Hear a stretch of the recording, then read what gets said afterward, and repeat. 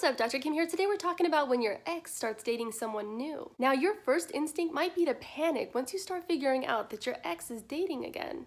However, it's actually not as big of a deal as you might think. When you find out that your ex is dating someone new, it can be anxiety-provoking and it can even cause obsessive thoughts. And by doing that, you actually somewhat discredit the value that you put into that relationship. Whether or not this means something that they're dating someone new really depends on how long you were together, the strength of the bond when you were together, and all the variables surrounding the breakup, why you broke up in the first place. So if you put a lot of energy into this relationship and you guys had a strong bond at one time, I'm here to tell you that that next person they're dating is going to be compared to you. And because the association with you and them is still so strong, that new person is not so much of a threat. Remember, it takes time to form an emotional bond as strong as you had with your ex. So just because they're dating someone, just because they're attracted to someone or giving them attention, does not mean that they don't miss you. You hold a place in their memory, in their heart, and in their mind. I've actually seen several cases after a breakup where the people go on to date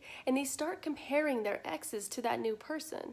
And they end up back together because that other person doesn't compare. Now, this doesn't happen all the time, but I need you to understand that initial spark that they have with that new person is not relevant because it takes a strong emotional bond to continue a relationship.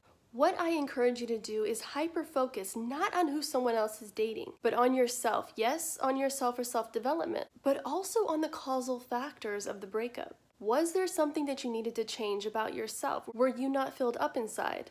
Or did your ex have a serious character flaw that they were not willing to work on? Focus on the cause of the breakup rather than the product, which is simply moving on and dating. Again, comparing yourself to someone new is totally irrelevant.